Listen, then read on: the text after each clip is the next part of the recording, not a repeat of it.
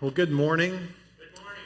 I feel like we witnessed something rather miraculous this morning. Did you guys see Jordan like playing the guitar, singing, and doing this like little dance thing at the same time?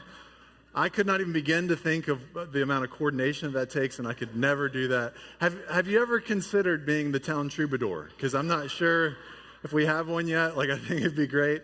I just thought it was amazing. So please, well done. Let's thank Jordan for leading us so well. And the band. The band did such a good job this morning. Wow. So today is the last message in our series on spiritual formation. Next week, we are going to be kicking off a series called Preaching the Gospel.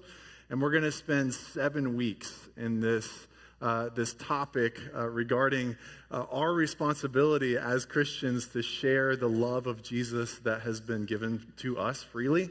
And I know preaching the gospel is one of those things that oftentimes we're like, really? We got to do that? You know, so we just want to take some time to like thoroughly discuss what that means for us, what that means for our lives. And so we're going to be starting that.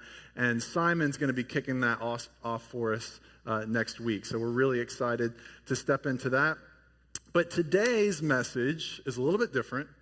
It's called The Stages of Discipleship. And so recommended reading around today's message, there's 3 books, but there's actually a bunch of books out there on this kind of topic. And so the first one is called Sacred Fire, and it's by Ronald Rolheiser. He's actually a Catholic priest. And the other one is called Fathered by God. And this is John Eldredge, same guy who wrote like Wild at Heart. You may be familiar with that work as well. And then this is one called Making of a Leader by Robert Clinton. And so all of these things, all of these books are around this idea of the stages of discipleship, or how we kind of walk through the pathway on our spiritual journey, and how do we define kind of where we are. And I think it's apparent that we're all at different places in our journey. And so today's message is meant to find some of those commonalities that we can maybe with other people and where they are with their journey, and actually use a lot of these books have unique vocabulary actually that they use to describe where we are in our walk with Jesus. In fact, Robert Clinton's book has an actual glossary at the end that like defines all of the terms that he came up with in this book to help kind of define like what does it look like to become a leader. His is more on kind of the leadership paradigm. How do we take steps to become a leader? And so anyways, just a quick disclaimer about today's message. This study is, another name for this study is called stage theory. So I just want to say what I'm about to share with you is not necessarily chapter and verse from the Bible, but it's a working theory on how we are formed and what each stage of formation feels like. And so that's kind of, we're kind of trying to describe the felt experience. It could be similar to like a personality test, right? Some of you love personality tests. Other of you like hate personality tests. But it's one of those things you can kind of, if it's helpful, then take it. But if it's not, then just leave it and come back next week and we'll spend time preaching the Bible again. But this is not also, I just want to say, it's not also like starting some kind of new pattern where we're just going to talk about theories and stuff like that up here from the front. This is a very unique Sunday. I think this is probably the only time in the history of the church we've done this. It's just something that's actually just been really helpful for me in my recent journey to kind of grow and mature. And so I just want to share it with you guys. And maybe you'll find it helpful. Maybe you'll just think it's weird and you'll dismiss it. But either way, that's what we're doing today. So, but with all that being said, we are actually going to start off by reading the Bible. So we're going to be in John chapter 21, starting in verse 15. And this is towards the very end of John's gospel. It starts off like this. When they had finished breakfast, Jesus said to Simon Peter, "Simon, son of John, do you love me more than these?" He said to him, "Yes, Lord, you know that I love you." He said to him, "Feed my lambs." He said to him a second time, "Simon, son of John, do you love me?" He said to him, "Yes, Lord, you know that I love you." He said to him, "Tend my sheep." He said to him the third time, "Simon, son of John, do you love me?" Peter was grieved because he said to him the third time, "Do you love me?" And he said to him, "Lord, you know everything, and you know that I love you." Jesus said to him, "Feed my sheep." And he's this is kind of a reversal of where Peter was before because Peter denied Jesus 3 times at the cross. And so this is kind of like a point of redemption of Jesus to Peter, kind of bringing him back and recognizing, hey, listen, I know you messed up here, but I also know that you love me, and I know that you want to follow me. And so it is this beautiful moment between Jesus and Peter. But then he goes on to say this in verse 18, truly, truly, I say to you, when you were young, you used to dress yourself and walk wherever you wanted, but when you are old, you will stretch out your hands, and another will dress you and carry you where you do not want to go. This he said to show what kind of death he was to glorify God. And after saying this, he said to him, follow me. And so if we look very closely at verse 18, which is the primary passage I'm going to focus on in this message, Jesus seems to be alluding to what others call the 2 halves of life. So he's actually prophesying over Peter the kind of death that he's going to incur. And history tells us that Peter actually died on a cross as well, but he didn't find himself worthy to die in the same way that Jesus did. So he was crucified upside down instead. And so it was alluding to the fact of how Peter was going to end his life, how he was going to be executed. But I think it's interesting as well if we take a look at this passage kind of metaphorically. Jesus often uses the cross in a metaphoric way to us. He says, take up our cross and follow him. He's not saying, hey, go execute yourself somehow and then start following me. Like, doesn't make any sense, right? He's actually saying, die to your old way of life and live to this new life that I'm calling you to. And so I don't think it's too far-fetched to kind of look at this in sort of a metaphoric way. And throughout history, this has been referred to the first and second half of life. But it's referring to when Jesus says, when you were young and when you are old. So verse 18, truly, truly, I say to you, when you were young, you used to dress yourself and walk wherever you wanted. So think about the first half of your life or your younger years. You had this idea that you were kind of more in charge of your destiny. Life felt more linear. The possibilities were endless. You had more freedom and less responsibilities.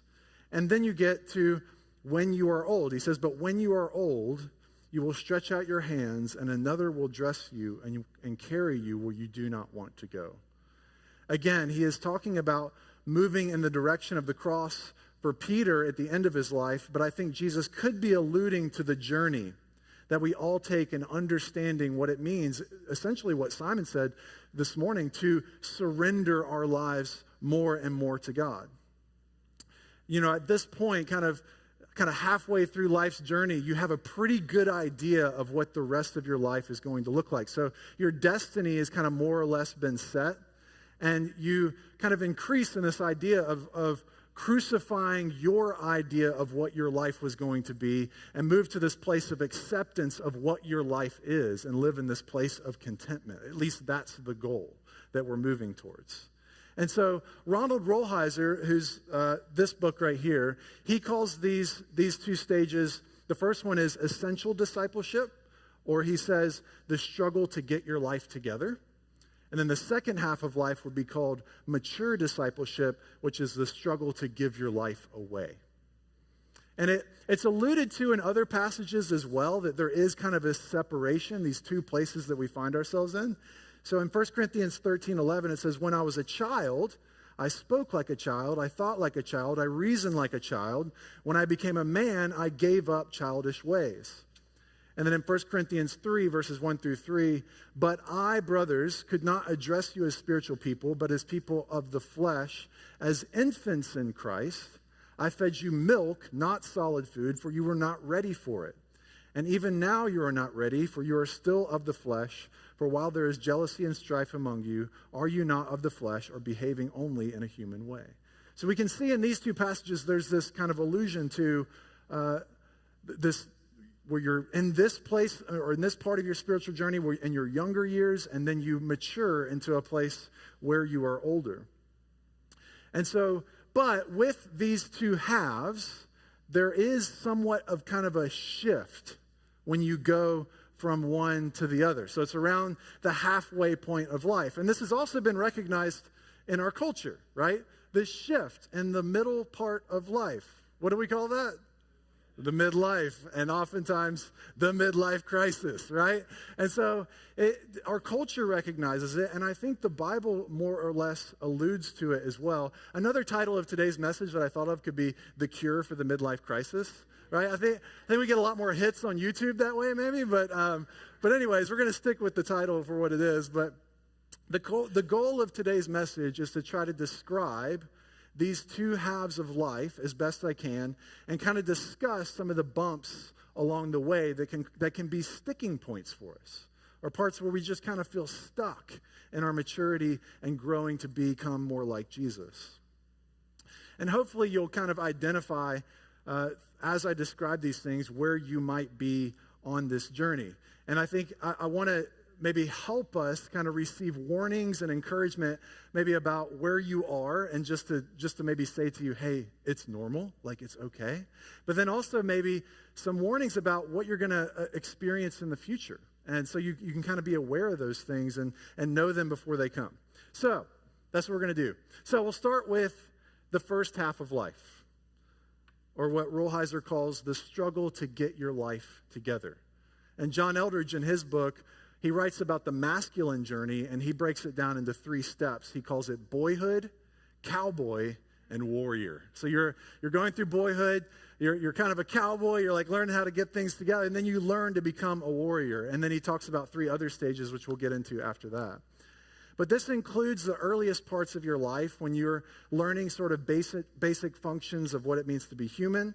If you think about it, happiness in a child is pretty kind of easy to maintain. If they get upset, all you have to do is give them a lollipop and they're happy again, right? And it's even been shown that children who've experienced serious trauma, if they are relocated into a place that's much more stable, that it only takes like a few days before they display attributes of genuine happiness again. So children are easy to kind of like be in that place of just being happy. And there's a real sense of safety when you're a child, when you're at home, right? And so you want to stay close to mommy and daddy as your provider and your protector and kind of your source of acceptance and self-worth. And the struggle to get your life together at this stage is mainly around like basic functions. So you're learning to walk, you're learning to talk, you're reading, writing, arithmetic, right? Like even basic things like teamwork. Maybe you do some like team sports or group activities. And then hopefully you're learning basic ideas about who God is and what Jesus means to you. And so, but then we get to puberty and everything changes.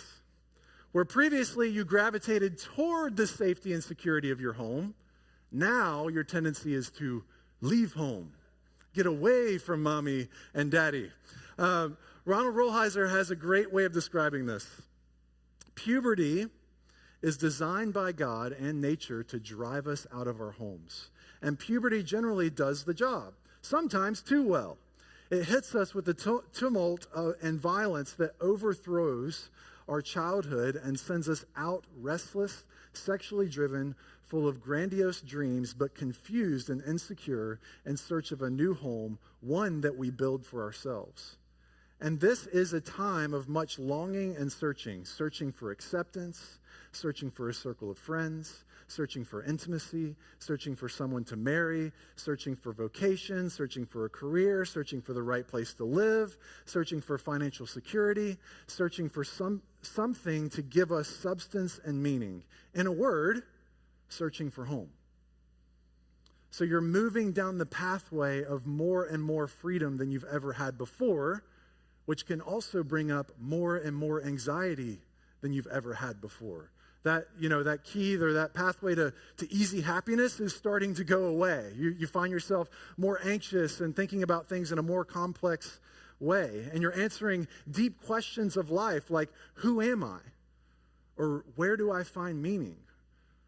Or even like, who will love me? Like deep questions that you wrestle with in this period of life. And this is why it's so important during these years to have an understanding of what God says about us as early in this process as possible. To the youth, do I have my youth in this room somewhere? They're scattered about. Just want to talk to you guys for a second. and just to say, pay attention to your parents. They weren't always so old and boring, okay? At one point, they were where you are now. And they have some real wisdom to bring to you during this part of your life. But I just want to say, it's tough. It's tough to be where you are. And so I just want to encourage you to find community in the other youth in the church. Listen to your youth leaders. Talk to your parents about what's going on. Because I just want to say that living a life following Jesus is so much more fulfilling and satisfying than doing anything your friends are trying to pressure you to do right now. And I know it doesn't seem that way at times. Sometimes it seems like church is just a real killjoy, and you means you can't have fun or whatever it is. But that's not the case at all. I didn't meet Jesus until I was in my college years, and I so wish that I knew about Jesus during the time of life that you're in. So I just want to say that if I missed some of you youth out there, I just want to say that it's just so good that you guys are here learning about Jesus, looking at life through that lens, and it's so incredibly important to kind of stay focused on that as you learn to grow and change. But then we start to approach our early 20s. And this is where we can fall into the trap of overachievement, where we get defined by our success, or actually underachievement, where we're defined by doing as little as possible to get by, right? It's generally one or the other, or some mixture of the two. But eventually, we have to learn how to kind of channel all the energy that we have and the hopes and dreams as to sort of understanding what it means to live this discipline, at least some degree of disciplined life, to move our life in a certain direction. And so the parable of the two brothers actually comes to mind in this. And I think it describes well as we look at the story of the prodigal son. In that story, it could be argued that the prodigal son who squandered his dad's inheritance on irresponsible living was kind of mainly struggling with the fiery energies of his youth. And he was having a hard time getting that together and pointing it in a certain direction. So therefore, he just got his inheritance early and then just squandered it on whatever his surface level desires were wanting him to do and to go to, which eventually brought him back to the father because he realized how foolish that was. And then you get to the older brother, who actually more represents the second half of life. And in the parable, if you think about it, the younger brother, his main struggle maybe was with his flesh or the devil, where the older brother, his main struggle was actually with the Father, was with God, which is very interesting. And a writer was once interviewing this old monk named Father Macarius, and he asked this question to this old monk. He said, "Do you still wrestle with the devil?" The monk replied, "Not any longer, my child. I have grown old, and he has grown old with me. He doesn't have the strength. I wrestle with God." The writer says, "With God, and you hope to win?" The monk replies, "I hope to lose, my child." Which is a very interesting description of what it means to kind of, as you're kind of struggling to get your life together, but then you get to this place, or this halfway point, where you understand that life is more about kind of submitting and surrendering yourself to God. And so your wrestle or your struggle is mainly with Him. And the culmination of this stage leads us to choosing commitments that will actually define most of the rest of our life moving forward. And this is a list from David Brooks, which I think is pretty basic, but you're defining your vocation, your spouse or no spouse or not having a spouse, your faith, and your community. And some people never settle into these four commitments, and their lives kind of feel like they're just wandering in that first half of life well into their kind of 40s, 50s, and 60s. And it just kind of leads to a life that's sort of unsatisfied, unfulfilled. But once we do feel settled to a degree in these four areas, we feel that struggle start to shift. Usually somewhere in our 30s and 40s, we reach the midlife. The movement from where when you were young to when you are old. The first half of life and the second half of life. The struggle to get our lives together, and now the struggle to give our lives away. Once again, I'm going to go to Ronald Rolheiser. I'm going to visit him several times. Once the sheer pulse of life, or so strong during our youth, begins to be tempered by the weight of our commitments and the grind of the years, more of our sensitivities begin to break through. And we sense more and more how we have been wounded and how life has not been fair to us. New demons then emerge: bitterness, anger, jealousy, and a sense of having been cheated. Disappointment cools the fiery energies of our youth, and our enthusiasm for life begins to be tempered by bitterness and anger as we struggle to accept our limits and make peace with a life that now seems too small or unfair. Where we once struggled to properly control our energies, we now struggle to access them. Where we once struggled not to fall apart, we now struggle not to petrify. Where we once struggled with Eros, the god of passion, we now struggle with Lisa, the goddess of anger. And where our sympathies were once with the prodigal son, they are now more with his older brother. As we age, we begin more and more to struggle with God. And this is the point, right? This is the point where we're all tempted to hit that eject button. You're just like, nope, I'm out of here. Like, right? It's the temptation to divorce, to find a new career, a new friend group, to start questioning your faith and just say, nope, I'm not committed to this being my life forever forward. Like, I'm out of here. And you see different versions of this, right? But what comes to my mind's eye is that middle-aged guy that buys the red sports car convertible, right? And his budget doesn't allow for it, and his stage of life definitely doesn't, but he buys it anyways to kind of grasp on to that youth. And Dante's Inferno, which actually is meant to be a book about hell, starts off with this. It starts off with this statement: midway in life's journey, I found myself in a dark wood, having lost the way. Kind of a descriptor of the felt experience of what it can feel like to get to this part of your life.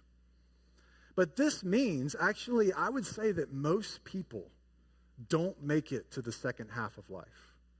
They find themselves in kind of a perpetual rotation of the first half of life and just hitting the reset button over and over and over again to try to somehow find that life that ultimately nope, that's not it, and just kind of going back over and over again. Or they hit the fast forward button, right? Let's get to that empty nester stage or retirement as quickly as possible so that I can feel that freedom I did once again when I was young.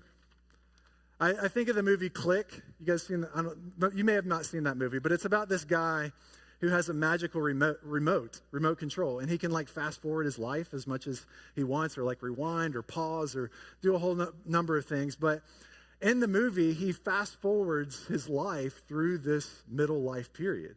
He goes through the mundanity and wants to get quickly to the place where he's achieved a level of success that he thinks will make him happy.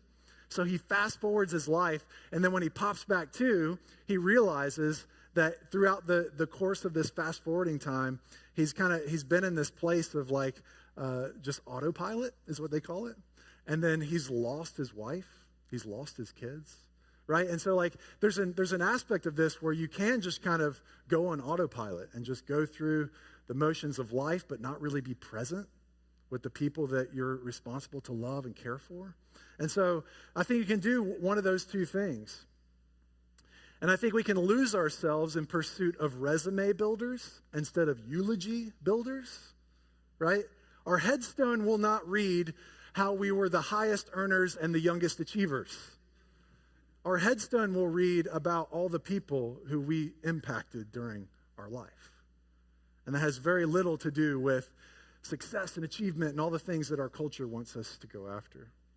John Maxwell says that the goal of his life is that the people closest to him would respect him the most. Just think about that for a second. Not the other way around, right? Where you see this guy from afar and you just have great respect for him, but then you look at him up close and his life is just a mess. But that the people closest to us would actually have the greatest respect. But if you make it through these kind of midlife hang-ups, you get to the second half of life.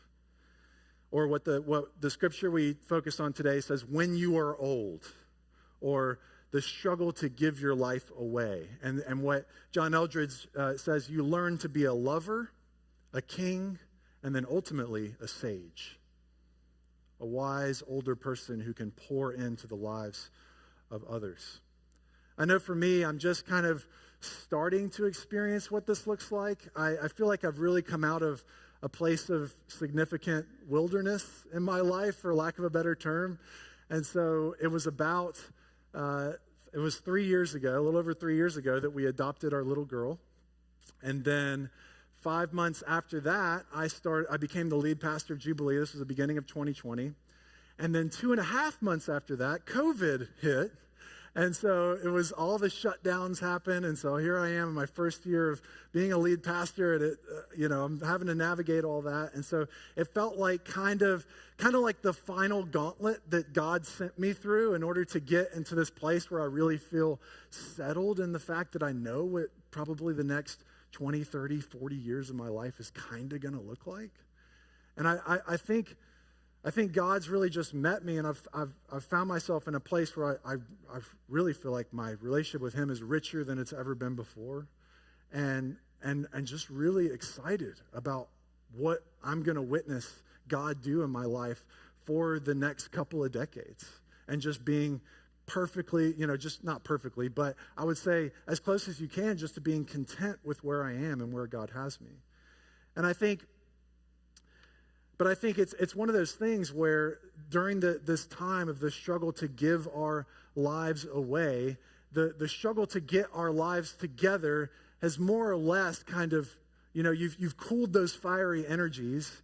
And so it kind of moves more to the background, and this idea of how can I give more of myself away to my responsibilities and my family and what God's called me to, that kind of moves more to the foreground. And these are often kind of the prime stewarding years of our lives, of our time, our talents, and our treasure, where we're leading our families, we're raising our kids, we're taking on more responsibility in the church, in the community.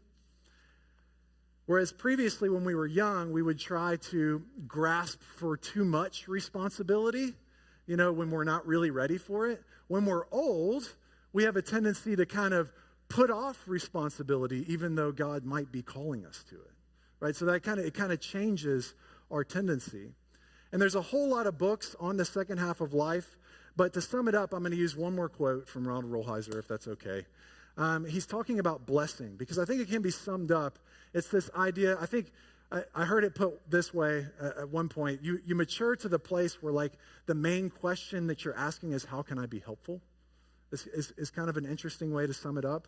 But he talks about blessing in this way. He says, we bless others when we see them delight in their energy rather than feel threatened by it, and give away some of our own life to help resource their lives. Blessing imparts power, thus it needs to come from one who has more power to the one who has less.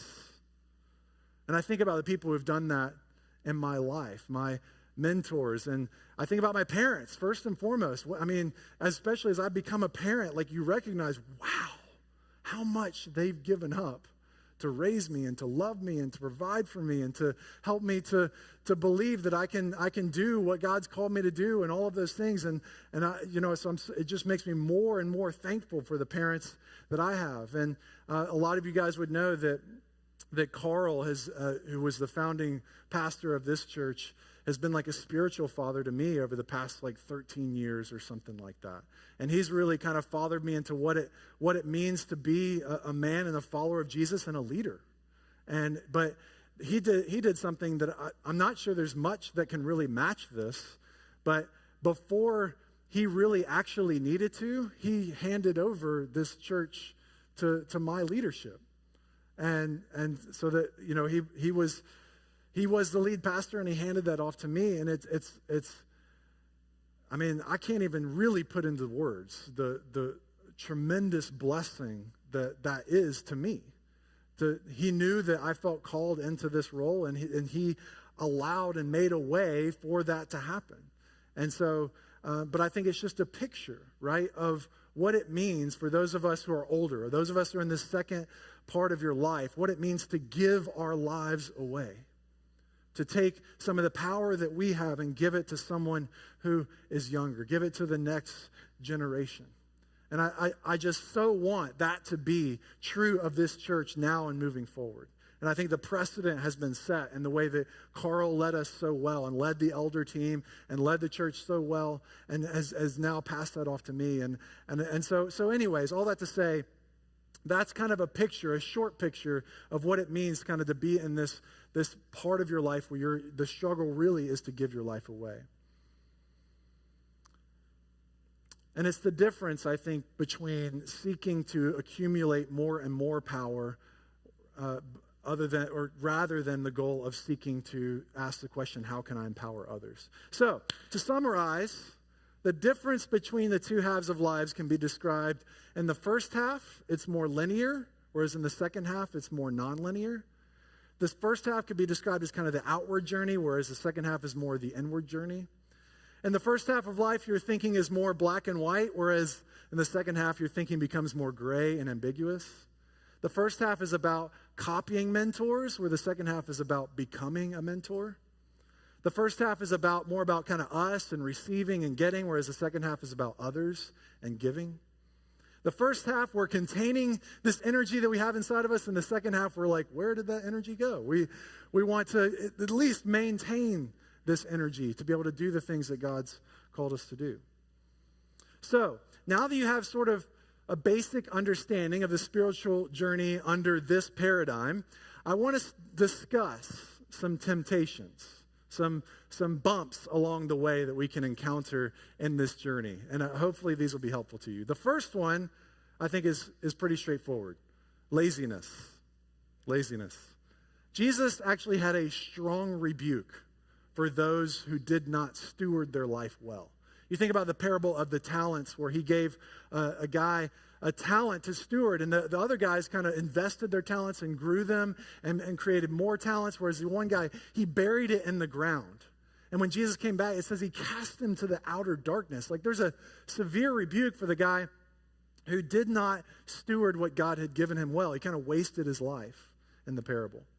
And I think of 1 Timothy 5:8 says, but if anyone does not provide for his relatives, and especially for members of his household, he is denied the faith and worse than an unbeliever. Kind of the basic definition of what it means to give your life away, to provide for your family, the people that are around you. And so much about our culture tempts us, right, to stay forever young.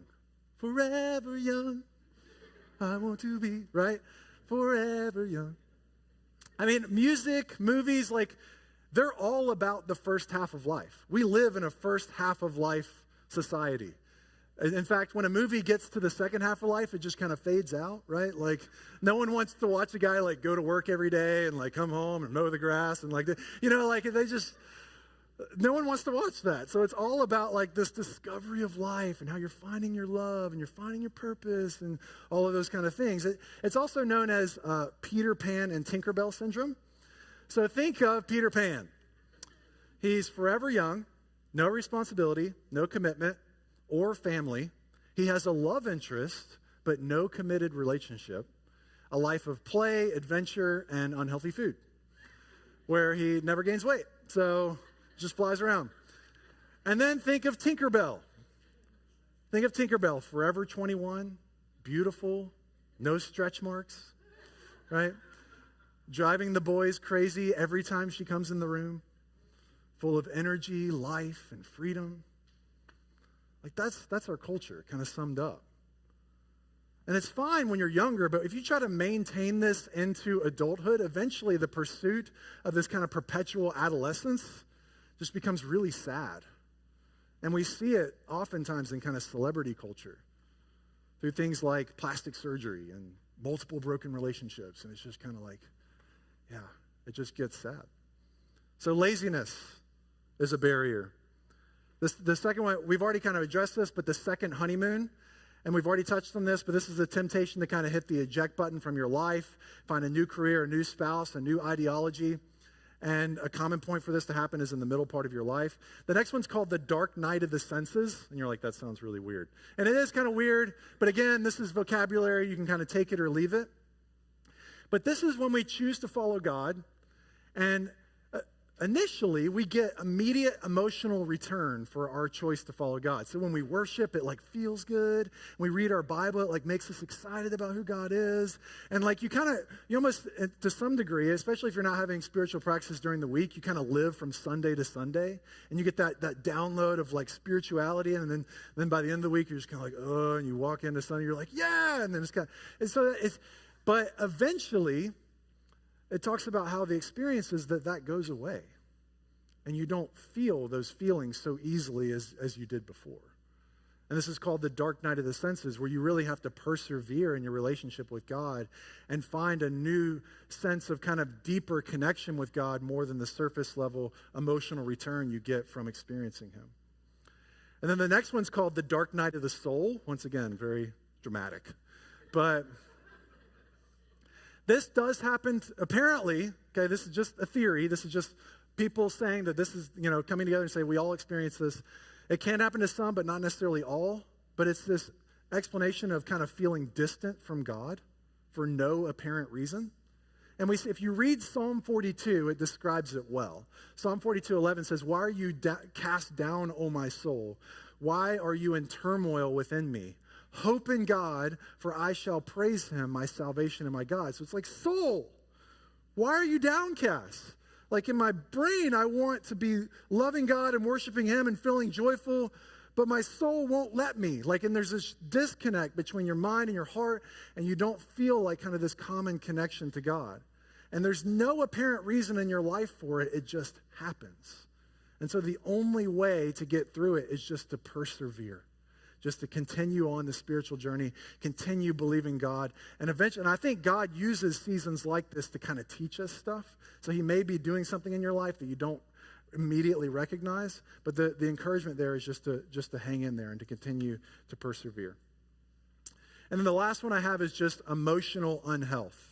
And again, I've said this many times from stage, but you cannot become spiritually mature and remain emotionally immature. The two are linked. If you have things in your life that either happened to you, or sins that you've committed, or even things that you've just wrongly interpreted, like good things. I've often said, even if Jesus was our dad, which He didn't have any kids, but even if Jesus was our dad, we'd still have dad issues, right? Because even though He was perfect, because we would misinterpret something that He did, right? And that can often happen in our life and cause these sort of emotional hang-ups. Let's go ahead and have the band come up. So those are kind of sticking points along the way of our spiritual journey. And I think if any of those identify with you, I have a lot of resources on all of these that I could send you. And so if there's a particular one you're like, I want to learn more about that, just go ahead and write it on your communication card, and I'll make sure that gets sent to you. And I know today I've just downloaded a ton of information to you, and you're like, okay, Bryce, chill out, man. Let's go ahead and stand. But I'm hopeful that at least, more or less, I got to introduce this concept to you. And it's a starting point maybe of you doing a bit more reading, a bit more research to understand maybe where you are. Or maybe you were just like, bingo, that's it. That's exactly what I'm struggling with. And if that's the case, you find yourself at one of these sticking points in life's journey to become more like Jesus. And you want prayer, we want to pray for you today. And so over the course of this next song, we are going to take time to make giving a part of our worship. But I also want to invite you to come to the front. And if you just feel stuck and you feel a little bit perplexed about what the next step is for you for life, we just love to pray for you this morning. So if you come to the front, stand to my right and left, there will be people that will come up and pray for you. But if you want to, if today is the day you just want to say, hey, I just want to initiate that journey. I've never said yes to following Jesus. I just want to encourage you. The Bible says today is the day of salvation. You can turn from your sins and put your faith and trust in Jesus alone today and say, Jesus, take me on that journey to that which is truly life. So if you want to take that step today, you can come forward as well, or you can stay in your seat. I'd just love to talk to you after the service. But over this next song, let's respond to God as we sing a song of praise to him.